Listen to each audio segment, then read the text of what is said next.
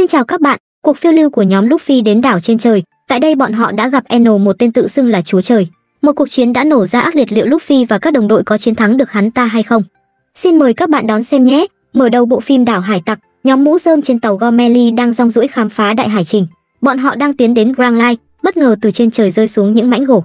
Một con tàu khổng lồ đột nhiên xuất hiện đang lao về tàu của bọn họ. Sóng tạo ra từ con tàu khiến tàu Gormeli bị đẩy băng ra xa. Bọn họ không hiểu chuyện gì đang xảy ra nữa. Bất ngờ một tấm bản đồ bay trúng mặt Luffy. Ngay sau đó nhóm Luffy đang thắc mắc tại sao một con tàu lớn như vậy lại rơi từ trên trời xuống đây. Nami bất ngờ nhận thấy la bàn đang chỉ lên trời. Nami nghĩ nó đã bị hỏng, nhưng Robin cho rằng chiếc la bàn đã nhận được lực tính từ một hòn đảo khác.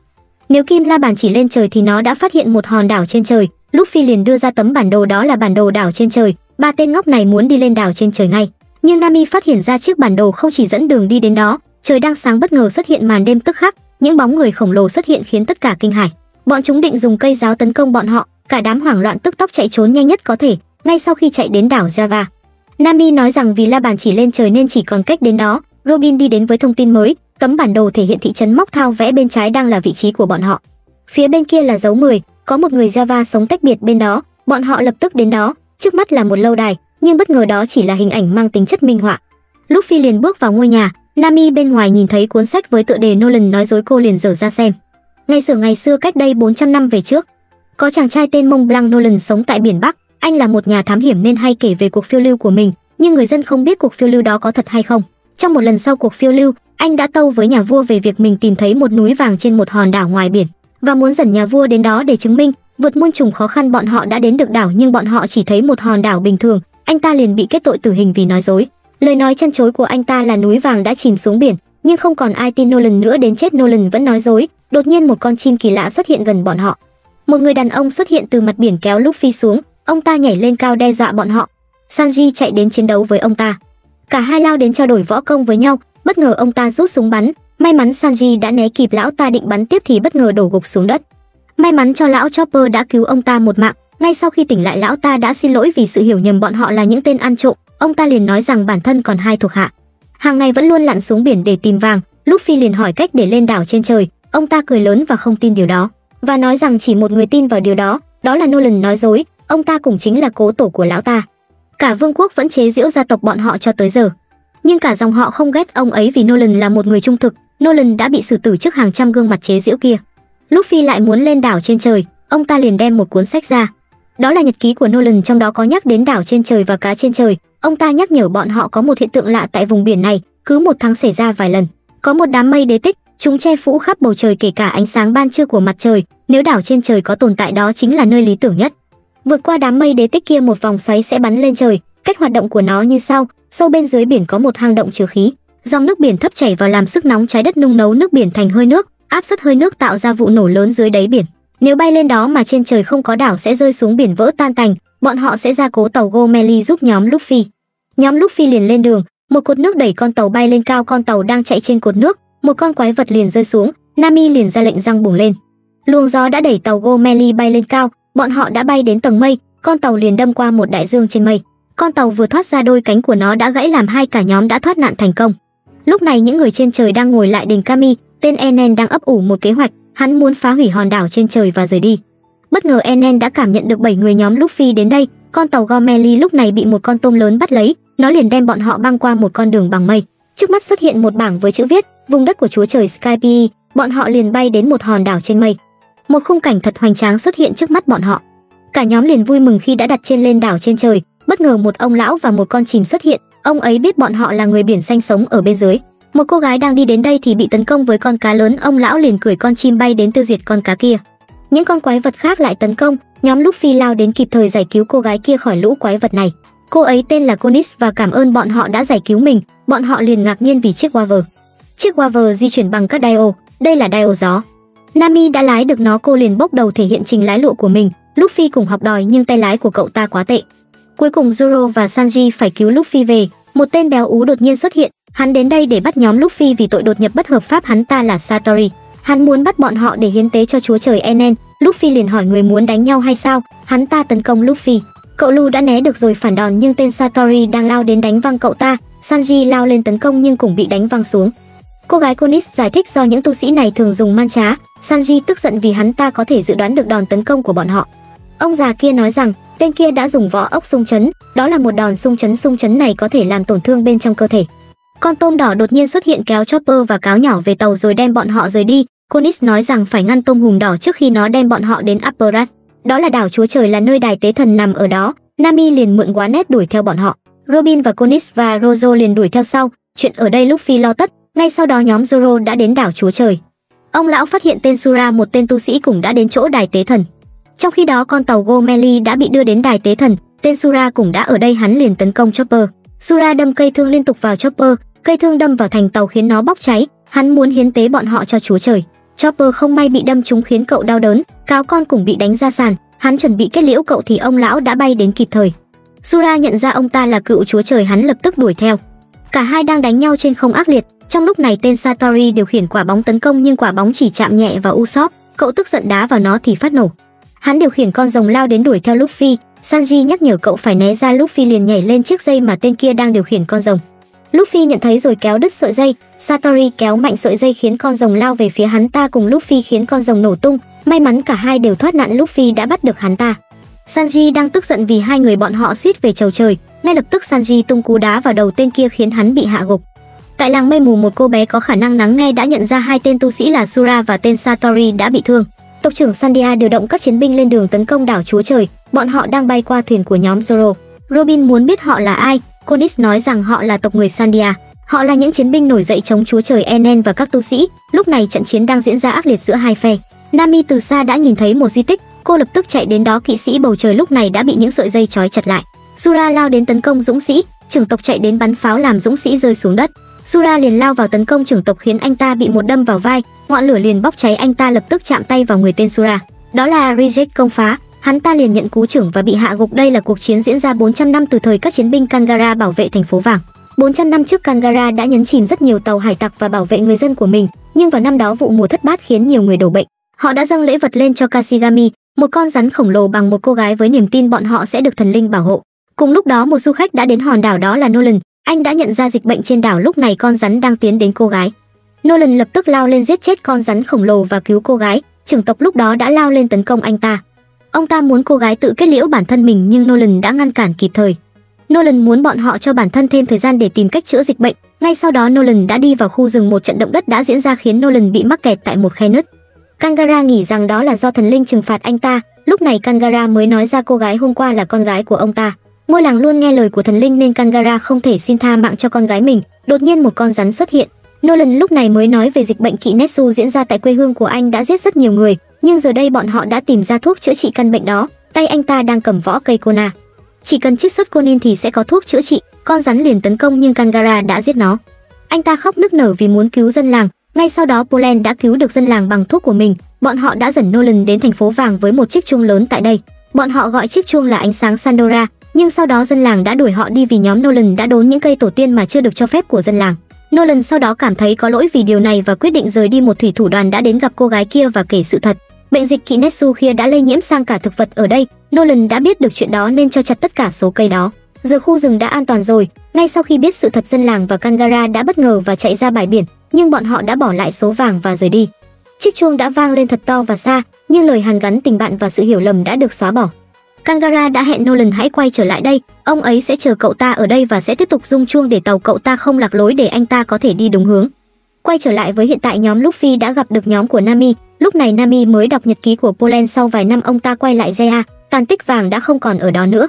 Giờ bọn họ đã hiểu lý do tại sao nhóm Nami đã đến kiểm tra và phát hiện một di tích. 400 năm trước một đợt phun trào đã đẩy một nửa hòn đảo bay lên trời. Phần còn lại chính là Zeya. 400 năm trước đảo Zeya trông như thế này, đó chính là lý do mà không ai phát hiện ra bí mật này. Con mắt của đầu lâu chính là thành phố vàng. Ngày hôm sau tên Enen đang giao việc còn lại cho hai tên thuộc hạ.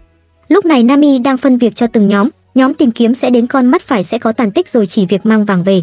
Nhóm Luffy đã bắt đầu hành trình. Một con rắn đột nhiên xuất hiện khiến cả đám phải chạy tán loạn. Zoro vung chém nhưng bị nó đẩy lui ra xa. Con rắn tấn công Luffy, may anh lù né được. Nọc động của nó khiến cả thân cây phải tan chảy. Trong khi đó ông già kia đã kể về hòn đảo Chúa Trời kia đã xuất hiện 400 năm về trước. Trước đó đảo Skype từng là đảo trên trời thanh bình, nhưng những đồ linh tinh từ biển xanh được đem lên đây với người trên trời đều là đồ có giá trị. Nhưng một ngày bỏng xuất hiện một hòn đảo khổng lồ bay lên khiến bọn họ không ngờ đến. Đất cát và cây xanh của nó đều khiến người trời phải ngưỡng mộ. Những người bị đẩy lên trời cùng hòn đảo là người Sandia, giờ là người bản địa ở đó. Họ từng là cư dân của hòn đảo Jaya phía dưới đất, nhưng bọn họ đã đuổi những cư dân đó ra khỏi đảo vì lòng tham của người trên trời đã cướp đi quê hương của bọn họ. Người Sandia chỉ đơn giản là đang lấy lại quê hương của mình. Nami liền hỏi về tên Enen.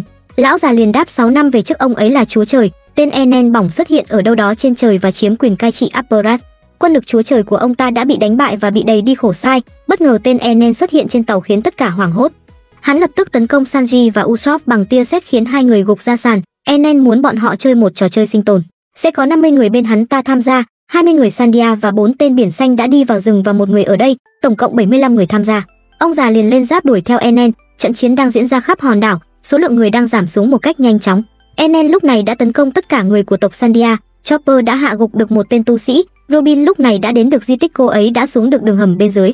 Cuối cùng Robin đã đến được thành phố vàng Sandora. Trong khi đó trưởng tộc người Sandia đang tấn công Luffy, hai bên tấn công lẫn nhau khiến cả hai văng ra xa. Luffy bất ngờ văng vào miệng con rắn kia. Rozo thì đang đi lạc đường, con chim kia liền cười anh Zoro tức giận, nó liền cắp ba lô rồi bay đi kéo theo ca anh ta.